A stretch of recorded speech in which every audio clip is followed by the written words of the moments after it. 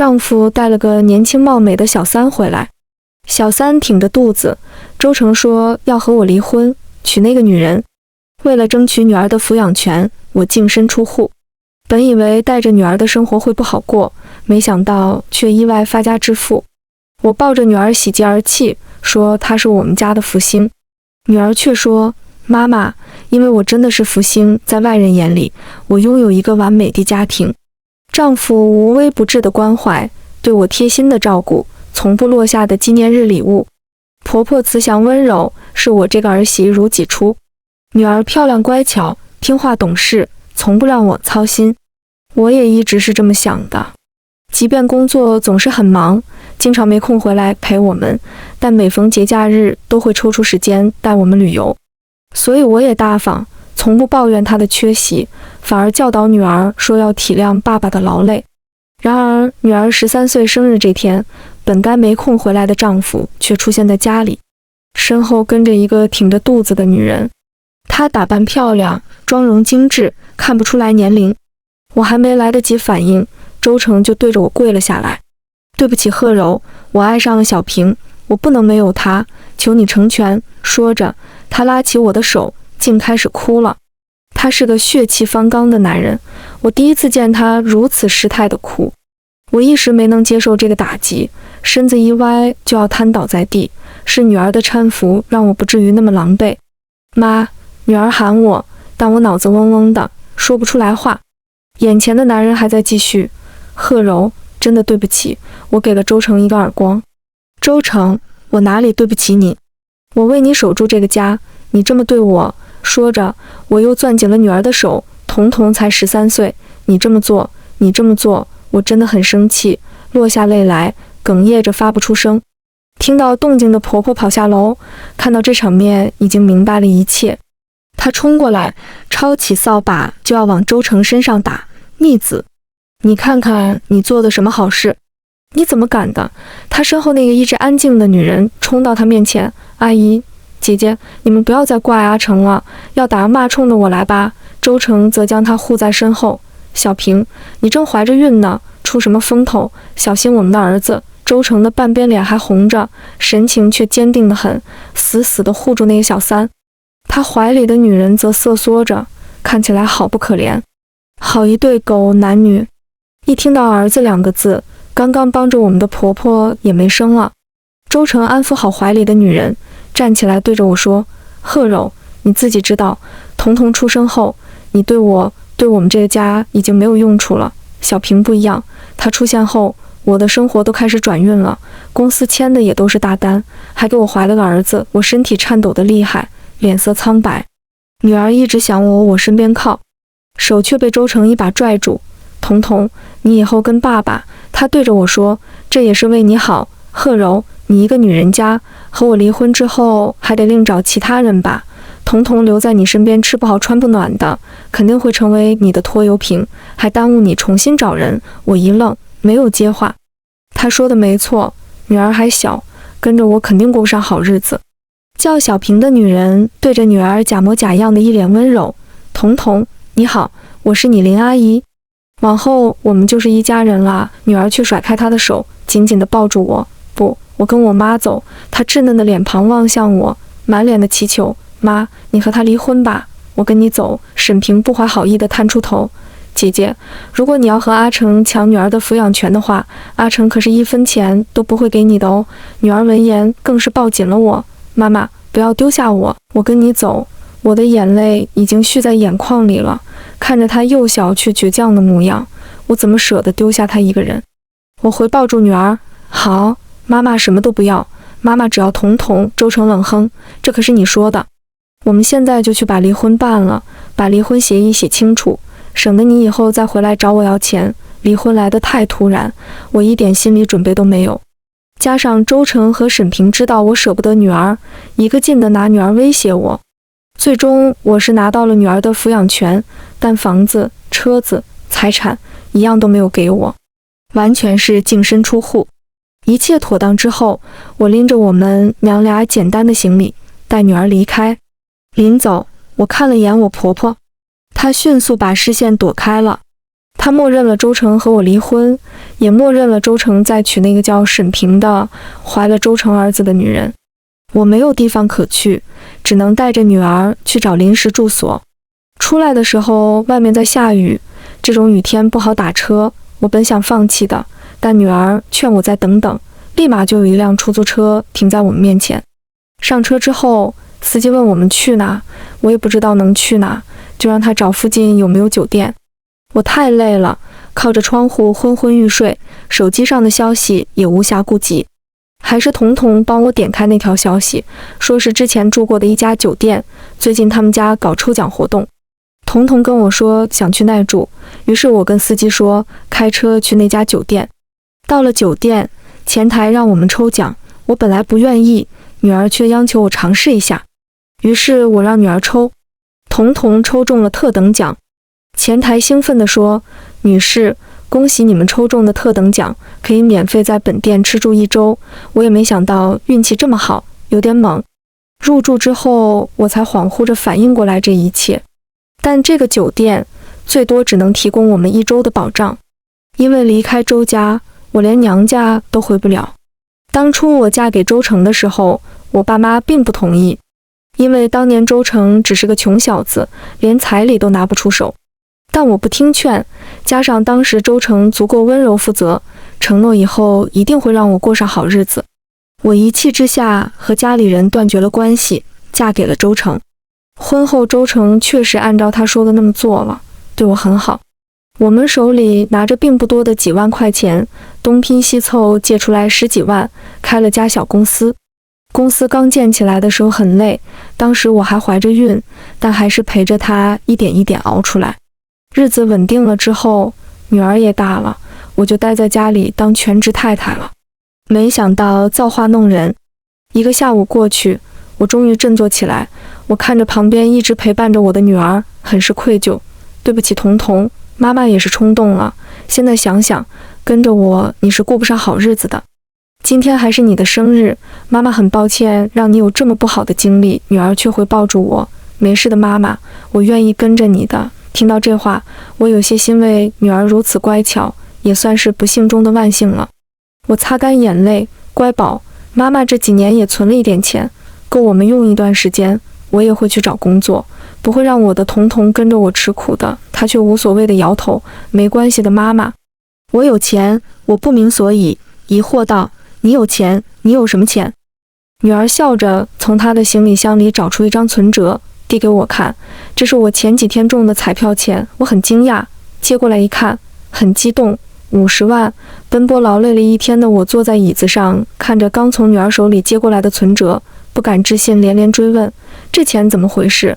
我又仔细把名字和金额核对一遍，确定是50万没有错。女儿挠了挠头，其实早在之前我就看出来我爸出轨的痕迹了。听到这里，我一愣，女儿才10几岁，却早已看出周成的出轨，可想而知他做的有多么明显。但我却丝毫不知。女儿看出我的想法，叹了一口气，是你太信任他了。是啊，我们在一起的时间实在太长太长了。我和周成相互扶持这么多年，什么大风大浪没见过，没想到却在本该幸福美满的时候出了差错。周成变了，而我却还守着一颗赤诚之心，甘愿在家做全职太太。如今再说这些，也是令人唏嘘不已。女儿接着说，当时我就料到了会有这么一天。某天和朋友出去玩，晚上我回家的时候，看见一家没关门的彩票店，于是把餐厅刚找零来的几十块钱刚蹦在彩票店，用我和我的生日随机组合买了50张彩票，不多不少，每张中了1万，刚好卡在不用纳税的边界。短短1天的时间里，经历了如此的大起大落，我实在有点接受不过来。在十分确信这笔钱真的是属于我们的以后，我紧紧地搂住身旁的女儿，泪眼朦胧，喃喃自语道：上天保佑，上天保佑，有了这笔钱，起码我们生活是有足够的保障，其他事情就好说了。我又回过神来，想起了刚刚路上打车和酒店抽奖的幸运，于是说：彤彤，你可真是我的小福星。女儿只是回抱住我，没有说话。我是后来才知道，我的女儿彤彤真是福星。我在和彤彤规划以后的安排时，我的电话响了，是我妈打来的，说是我爸病了，希望我们能回去看看他。我蛮惊讶的，因为在此之前，我爸我妈那边已经好久都不曾跟我们联系过。我妈语气很软和，我一心软，当即答应，明天就带女儿过去看望。隔天我买了很多营养品，到了我爸我妈发现我爸只是感冒了。同时，不止我爸妈，大哥、大嫂也在家。我爸妈重男轻女，他们待我一直不如待我哥那样好。他们不同意我和一穷二白的周成结婚，想必也是因为没有把女儿卖个好价钱吧。我刚结婚那会，我爸妈更是对我苛刻，每次回去都冷嘲热讽的。后来周成生意做起来了，他们又要求我买各种东西，买不好就会骂，基本上一进门就没什么好脸色那种。然而这一次，一家子都特热情。饭桌上，我妈不停给我夹菜，说是要多补补。我还在揣测他们的心思，就听见我妈问我：“贺柔啊，最近和周成过得怎么样啊？”我沉默了一会，半晌才低低的回：“挺好的，我不想告诉我妈离婚的事，至少现在不想。”大嫂紧跟着说：“要我说啊，还是贺柔嫁得好，这不，天天住的都是大别墅，不像我们，就窝在一个2室1厅的房子里嫁得好。我刚结婚那会，你们好像不是这么说的吧？”说着，大嫂又嗔怪地拍着大哥：“还不都是你大哥陪着好脸色？”我妈顺着说：“是啊，贺柔，平时啊，你和周成应该多帮衬着你哥哥嫂子，咱们都是一家人。好了，装不下去了吧？这下谁也不会看不出来他们动的什么心思了。”我脸色已经冷了下来，停了筷子，问：“说吧，这回又要什么？”我妈喜笑颜开：“哎，还是贺柔懂事。这屋子给我们住还是太小了，不是？附近那个小区最近不是开盘了吗？我们已经想好了，换一个4房2厅的房子。马上放暑假了，你侄子也该从学校回来了，3间屋子住人，另一间做成书房给他看书，多好啊！而且新楼盘不贵，也就300多万，这个地段以后指不定还要升值呢。”我看着他们畅想未来，觉得很讽刺。我淡淡的听完，回道：“300多万，我没钱。”我妈笑容瞬间就僵了：“怎么会呢？周成最近生意不好吗？我跟他离婚了。”一直沉默的我爸猛地站起来：“你说什么？”我说：“我跟他离婚了，周成出轨了。”你这孩子，离婚这么大的事，你怎么都没跟我们说一声呢？大嫂看向我：“那周彤跟我。”林贺柔，你也老大不小了，带着彤一个女娃，怎么找下家？说离婚就离婚，谁养你们？我爸看上去气得不轻。我也生气了，周成出轨了，难不成我还要容忍他吗？男人哪有不爱玩的？你一个女人家不体谅他也就算了，我妈在旁边做和事佬，一边安抚我爸，一边又安慰我要向前看，不要听我爸的等等。我还没来得及平复心情，就听见我妈说：“贺柔啊，那周成应该也给你分了不少钱吧？”我睁大了眼睛，错愕地看向我妈：“妈，出轨的是他，受到伤害的人是我，为什么你们从来不关心我？一个劲的在乎钱。”我妈见捞不到好处了，直接摊牌：“女儿嫁出去就不归我们娘家管了，离不离婚是你们小两口的事，但我永远是你妈，你得赡养我。我管你和周成在一起，还是什么其他成在一起，总之你必须要给我钱。我是净身出户。”“你凭什么要净身出户？”“后面他们骂得好大声，我听见我妈说我没用，说女人家离了男人是活不了的。我听见我爸骂我白痴，没长脑子。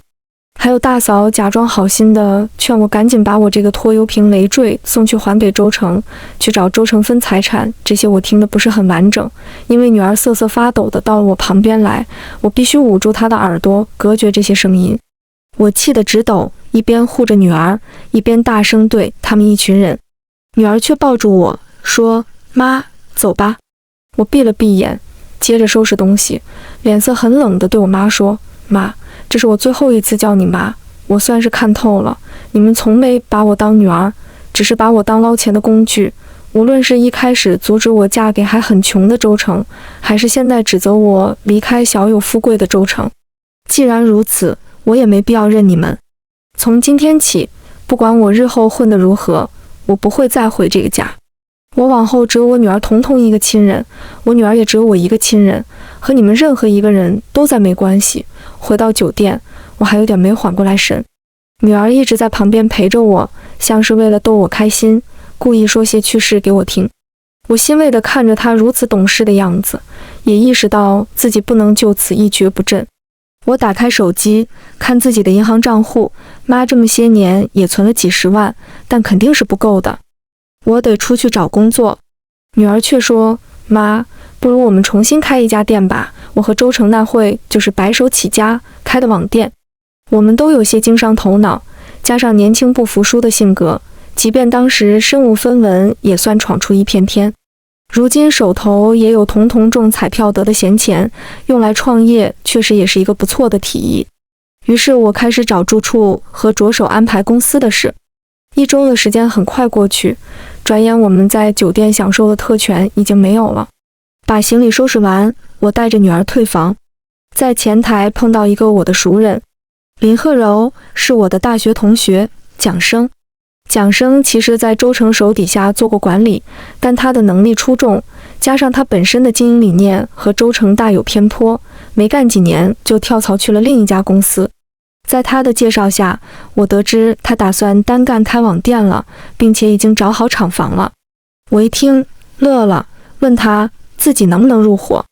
蒋生有些犹豫，问我开公司的话，和周成是竞争关系，经过1个星期的调理，我早就看开了，简单的带过了自己和前夫的关系，我和他早就没关系了，这你不用担心。虽然是相爱10几年的丈夫，但是他出轨在先，我也不应该多做留恋。蒋生这才松了一口气，也没问具体原因，就开始和我聊起了合伙的事情。曾经一起共事过，他对我的能力很放心。我跟他说了我们的情况，他当即说他有个朋友正在出租一套经济实惠、交通也很便利的房子，很适合我们母女俩直接领包入住。我很感激他，女儿看上去也很喜欢他，软糯的道谢。谢谢蒋叔叔，我抱住他感慨，我们彤彤果然是我的小福星。他还配合我，对着蒋生说，是的叔叔，我运气很好的，你拉我入伙，我绝对忘你。蒋生听了之后笑得很爽朗，那就借你吉言啊，彤彤，以后我们定会生意兴隆。住到新家之后，女儿提议去买一辆车，彤彤中奖的50万投了一部分给蒋生开店，剩下的钱用来买一辆代步车，确实不错。毕竟以后要去第三方选品，总是挤地铁打车也不方便。但没想到在 4S 店里撞上了熟人，是周成和沈平。周成是来帮小三买新车的，看到我，沈平高调地喊，林鹤柔，你在这打工吗？怎么还带着个拖油瓶啊？拖油瓶说的是彤彤。他语气神情里满是小三上位成功的得意，说我可以，但我不想听到从他嘴里吐出的任何关于彤彤的事。于是我冷哼了一声，毫不客气地对了回去，把顾客看成接待，你应该是眼睛出问题了，我建议你别看车了，赶紧去医院看看眼睛吧。小三脸都气歪，就要对我发作。真正的销售顾问赶忙过来安慰他的情绪。在展示台前，沈平嘴上还在喋喋不休，他挽着周成的手，看着我们盛气凌人说道，有些人啊，脸真大，一副穷酸样，还敢来这买车，也不看看自己能不能买得起。能不能买得起与你没关系，我大度，懒得和他斤斤计较，只淡淡的回过去，接着去看车了。沈平不死心，继续对着我阴阳怪气，林鹤柔，我看你是藏了不少我老公的私房钱吧，才离婚就买车，看来还藏了不少哟，这么快就叫上老公了。他又伸手掐周成的胳膊，周成，他那么爽快的净身出户，背地里不知道藏了多少钱，那本该是属于我和我肚子里的儿子的。周成连忙劝他，安抚他。我还没来得及发作，女儿就先一步回怼道，我妈和周成已经离婚了，就算之前我存了什么钱，那也是婚内夫妻共同财产，那已经是我们的了，现在你想讨回去？天下哪有那么好的事？我也淡淡的扫了一眼沈平的肚子，更何况你一个小三上位的，有什么好得意的？你若看不过眼，你可以报警捉我呀。来，手机给你，报警啊。你见我如此咄咄逼人，沈平气得脸都歪了。阿成，你看他，哎呦，我的肚子！沈平见在我们这占不到便宜，开始捂着肚子装疼。刚刚还一副事不关己的周成立刻紧张起来，他恶狠狠地瞪着我们怒道：你们别太过分，要是我儿子要有什么闪失，我不会放过你们。他把那女人小心地护在怀里，心肝宝贝地追问哪里疼，要不要去医院。这话对我起不到任何威慑力，我牵着女儿就走，丢下一句也不知道是不是亲生的，真晦气，早知道不挑今天来买车了。是的，这辆车很符合我们心意，颜色是女儿和我都喜欢的颜色，性能也很配得上它的价格，刚刚的体验感也很好，所以试完车回来我就准备付钱了。然而销售顾问一脸歉意地说，我们试的这车被人提前给钱买了，而这车在这家店只剩这一辆了。我看着迎面走来的沈平，他嘚瑟地炫耀，这车是我们的了。这车挺贵的，你林鹤柔要买的分期好多年吧？我们就不同了，我们是全款。你和周彤两个人相依为命也挺不容易的，真心想买车的话，还是挑点便宜的吧。说完，他推开我，带上销售顾问去办理提车手续。我觉得他不讲理，想要抢回那辆车，但女儿却拉住我的手阻止了我。妈，算了吧，这辆我们就不要了。看着女儿满脸的坚定，我选择听她的，但还是不服气，于是去找这店里的负责人评理。销售为了安抚我们，给我们推荐了另一款性价比也很高的车，还给了很大的折扣。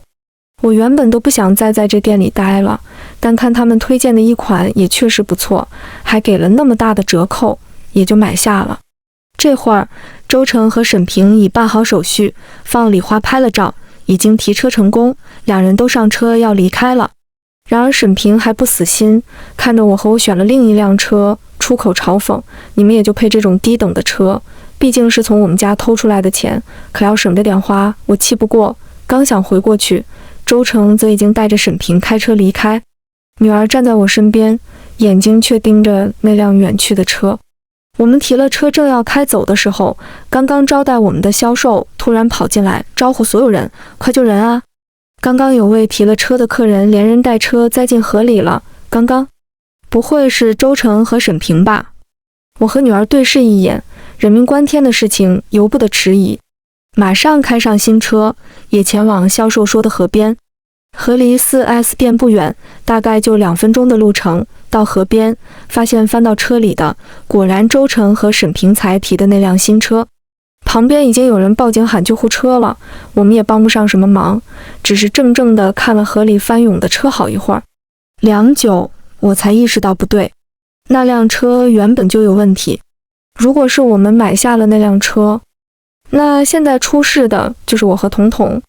我将女儿搂入怀，余悸未消。还好还好，幸好提那辆车的不是我们，还是我的彤彤聪明，幸好听了你的，没有和他们争。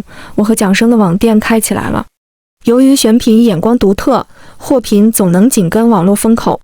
短短几个月时间，网店越做越大，从刚开始2个人卖货，到后来慢慢成立工作室，招人开播带货，当然手中积蓄也跟着翻了好几倍。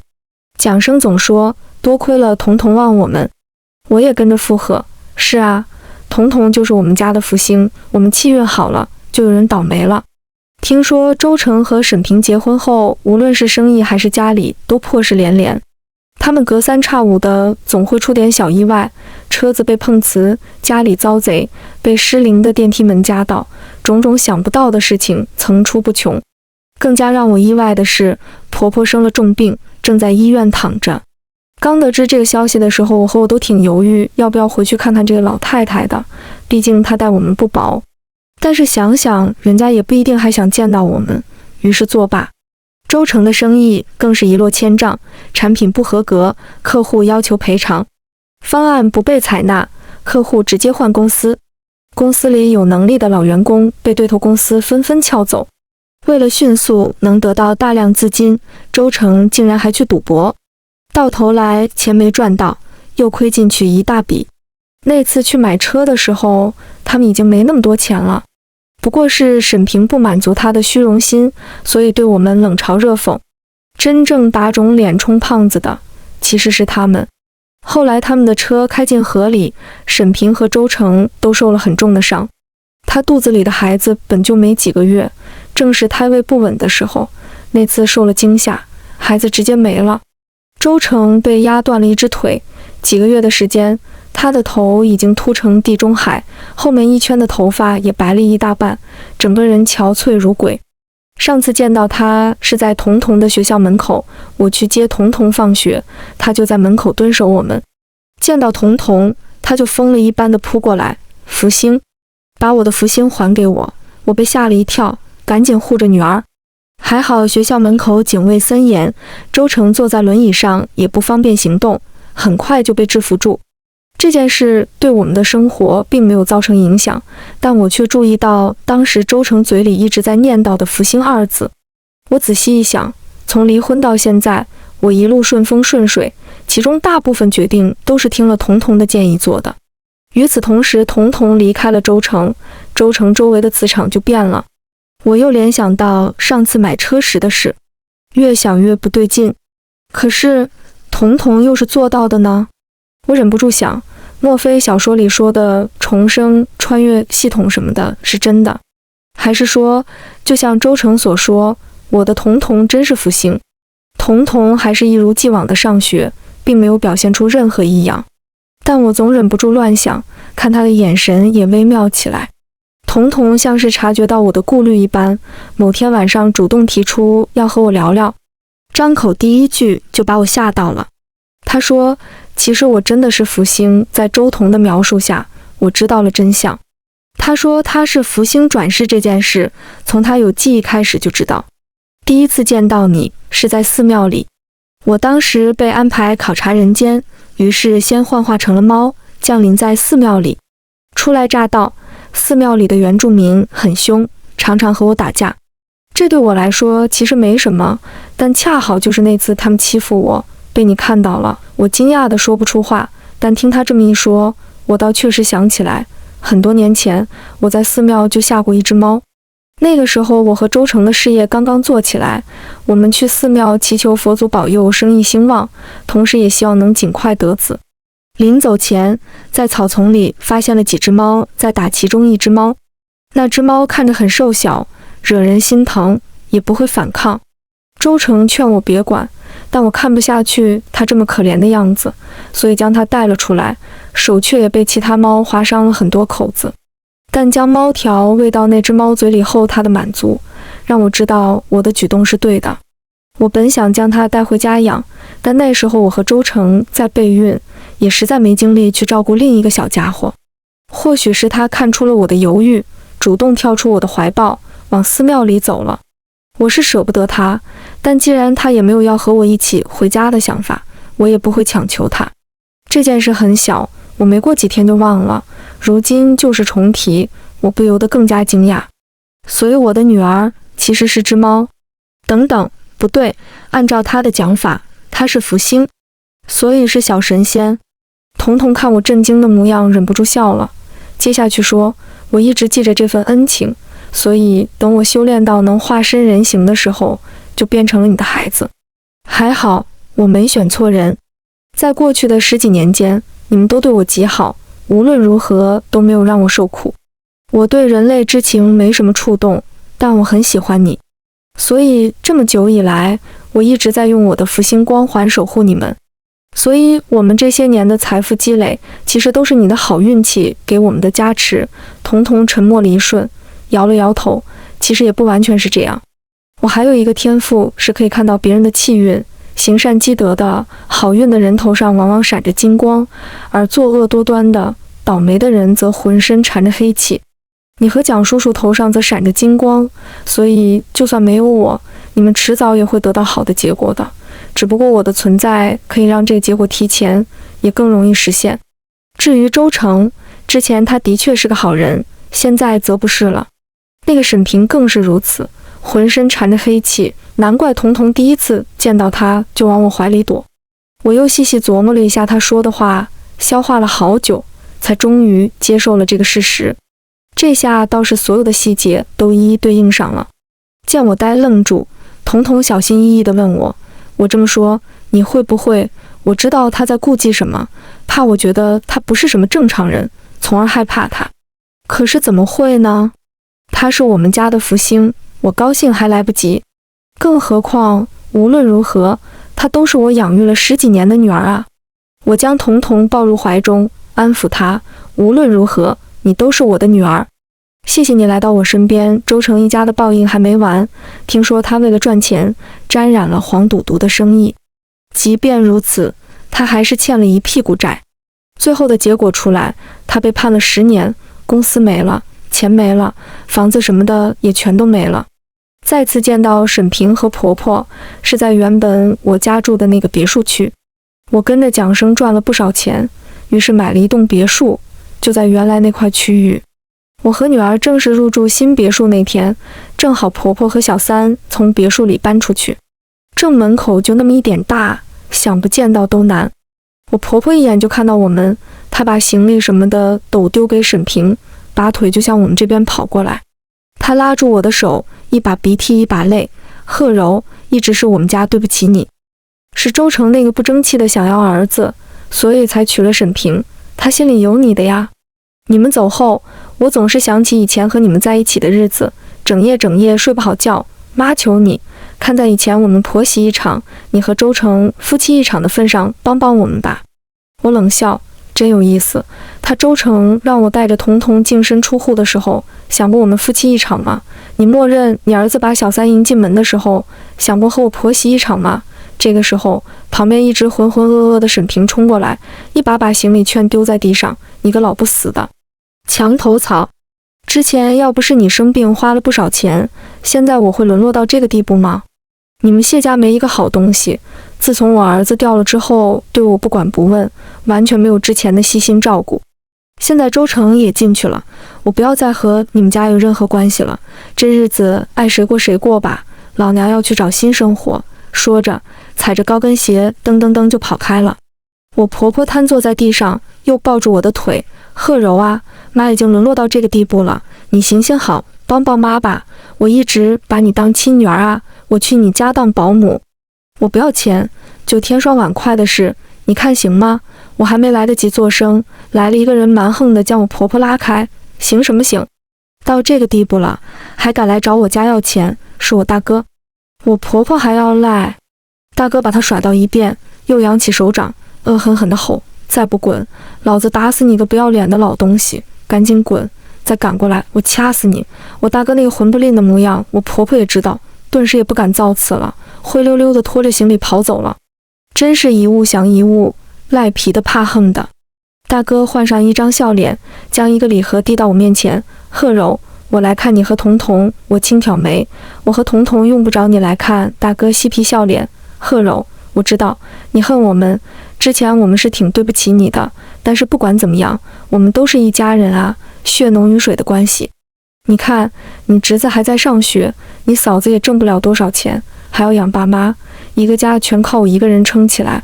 我对她还没有对我婆婆的耐心，毕竟这么多年来一直在吸我的血，说是血浓于水，其实还不如外人。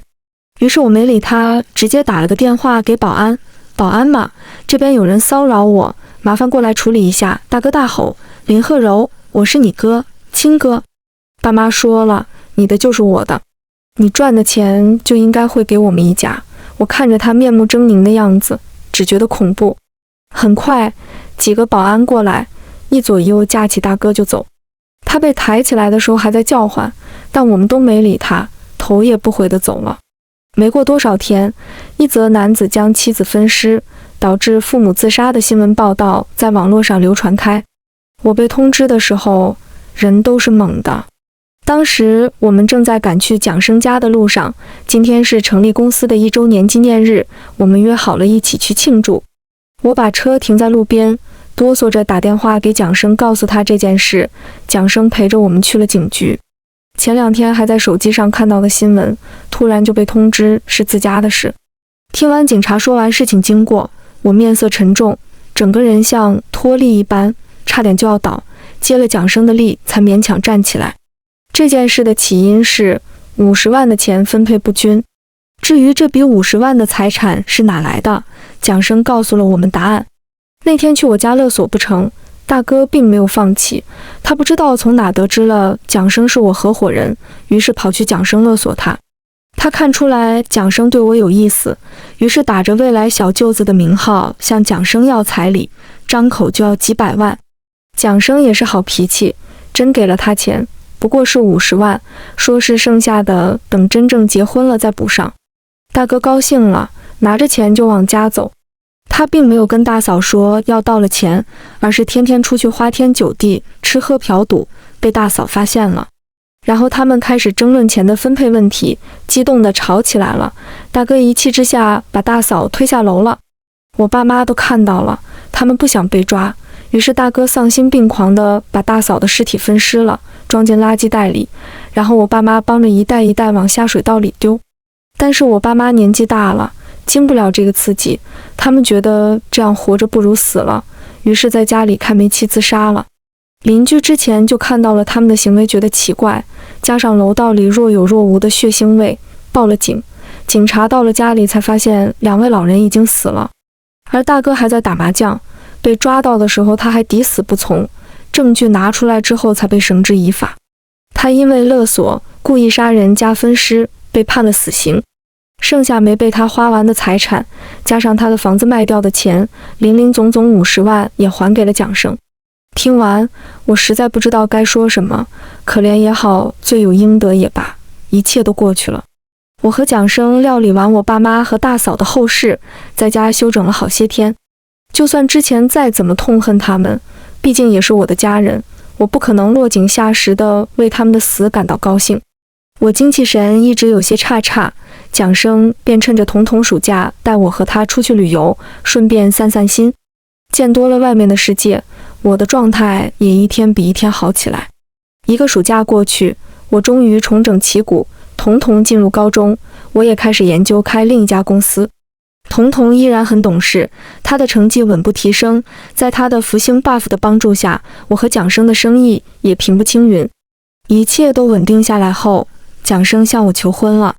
他为人正直敦实，温柔负责，也并不介意我和周成之间失败的过去。我和他在一起，确实也越来越幸福。